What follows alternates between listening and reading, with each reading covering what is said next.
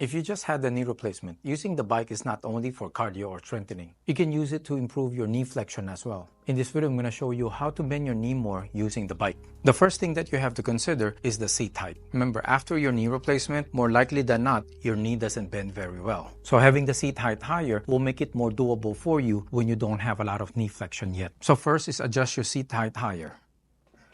Now, how high do you go? This is how you can tell. My left knee is the one that just had the replacement.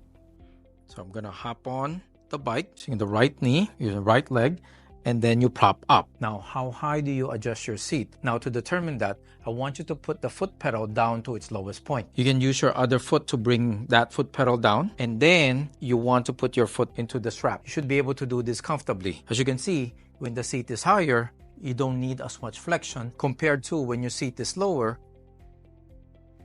You'll see that you need more flexion to be able to get on it. Start off with the seat high, so you don't need as much flexion. And then what you're going to do now is you're going to press down on the other pedal. As you press down on the other pedal, you will see that this pedal comes up. As this pedal comes up, it will bend your knee more. If initially you don't have enough knee flexion yet to do a full revolution, that's okay. Just go as much as you can and just keep using the other foot or the other pedal to stretch this knee. So each time you push down, you're stretching this knee. So it's a self-stretching strategy.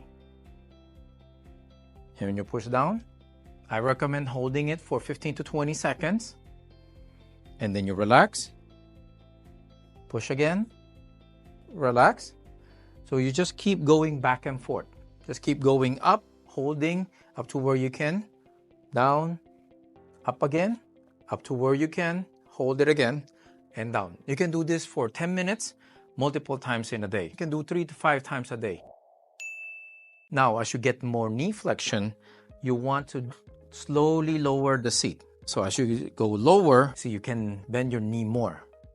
So now this time, if I push down, my knee bends even more. So as you increase in range, the seat height goes down. That way, you can keep stretching more and more. Same mechanism there. I don't recommend bringing your seat down until you're able to do a full revolution. So once you're able to do a full revolution, then you lower your seat and then try again. If you cannot, just go hover back and forth until you are able to do a full revolution, and then you can progress. You can lower your seat again. You can continue doing that until you are at the lowest height of the seat and you are able to do a full revolution. Your goal is to be able to pedal like normal without that stiffness on the knee and without having pain as well. Once you're able to do the full revolution normally, then you can increase your resistance. That will give you the strengthening effect and the cardio effect. Now, aside from using the bike, there are other effective ways of increasing your knee flexion after a knee replacement, and you can see them in the next video.